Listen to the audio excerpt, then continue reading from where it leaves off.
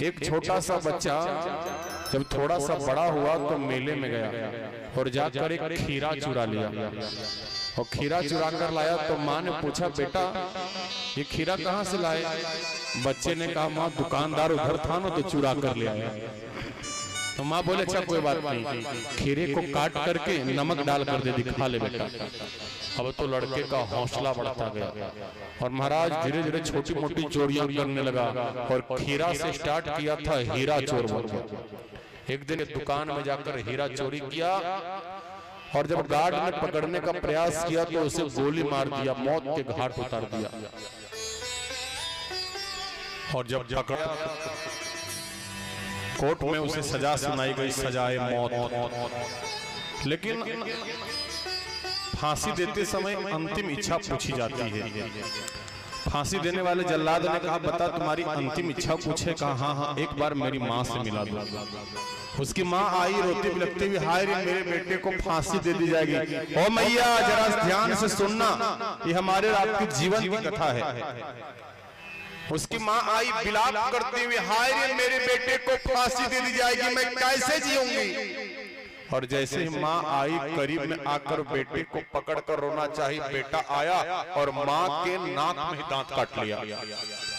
और दांत काटा नहीं, पूरे नाक को काट लिया।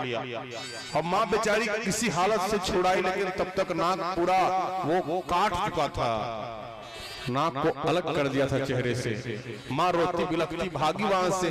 जल्लादों ने पूछा, पागल हो गया क्या? तब से माँ के लिए तड़प रहा था, आज माँ के नाक में दांत क्यों गड़ा दिया, दांत क्यों काट लिया, माँ का नाक क्यों काट लिया? उस लड़के ने जो उत्तर दिया ना, जरा दिल पर उतारिएगा। इस कान से सुनकर इस कान से उस निकाल मत दीजिएगा। लड़के ने कहा, सरकार मैंने इसलिए माँ के नाक को काटा क्योंकि जब मैं पहली बार खीरा चोरी किया था तब माँ हंसकर बोली, बेटा कोई बात नहीं, उस समय माँ मुझे डंडे से मारी रहती, मुझे डांटी रहती, चल भाग जा उस दुकानदार को खीरा वापस कर, तो आज वो इतना बड़ा चोर नहीं बनता। इसलिए मैं आज इस माँ के नाक को काट करके संदेश देना चाहता हूँ कि आज के बाद किसी का भी बच्चा छोटी सी भी गलती करे तो माँ और बाप का ये दायित्व बनता है उसे डांट फटकार कर वहां से भगा करके जा करके जिसकी यहाँ गलती किया है उसके चरणों में लौटा दे, तब तो बच्चा आपका IAS IPS बनेगा। नहीं तो याद रखना, बहुत बुरा समय आ रहा है, कलियुग आ रहा है। कलि दावा नरेनाद्य साधनम भस्मताम गतम, कलयुग में सब नष्ट भ्रष्ट हो जाएगा। इसलिए बहुत धन कमाने के पीछे मत भागना, अपने बालकों का भविष्य अवश्य बनाना। हम लोग कई जगह कथा करने जाते हैं, एक जगह कथा करने गए तो एक सेठ जी का बेटा खूब उद्यम करे, कभी माइक घुमा दे, कभी कीबोर्ड वाले का कीबोर्ड छू दे, कभी तबला बजाने लगे। महाराज हम लोग मना करते हैं तो उसका बाप हंस कर कहता है, देखो देखो छोटुआ पंडितवा को प्रवचन नहीं करने दे रहा है, हंस कर कह रहा है, अरे मेरा छोटुआ है नटखट, परेशान करके रख देगा। डांटा नहीं, मैं समझ गया ये बेटा आगे चलकर बाप को भी परेशान करेगा।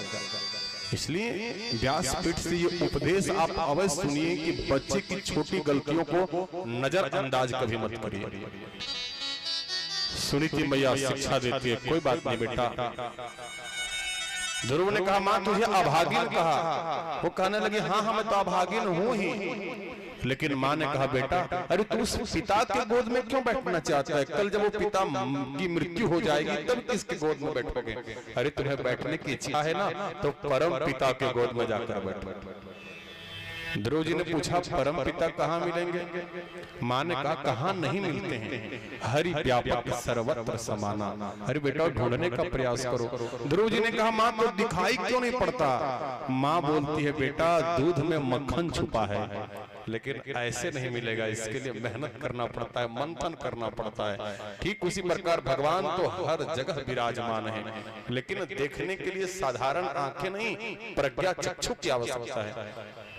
माँ की बात समझ करके ध्रुव जी निकले महाराज और जा रहे थे। नारद जी आकाश मार्ग में विचरण कर रहे थे, देखा छोटा सा 5 वर्ष का छत्री बालक जा रहा है। उन्हें लगा अरे छोटा बच्चा है, क्रोध में आकर जा रहा है। देखें सच में वैराग्य है अथवा मरकट वैराग्य है। कुछ लोगों के अंदर मरकट वैराग्य आता है। घर में पत्नी से लड़ाई हुई, गुस्सा होकर के अपना सामान मोबाइल पटक के चूर दिया, बैग उठा कर लेकर चल दिया, नहीं रहेंगे घर में, जा रहे हैं अयोध्या में बाबा जी बन जाएंगे।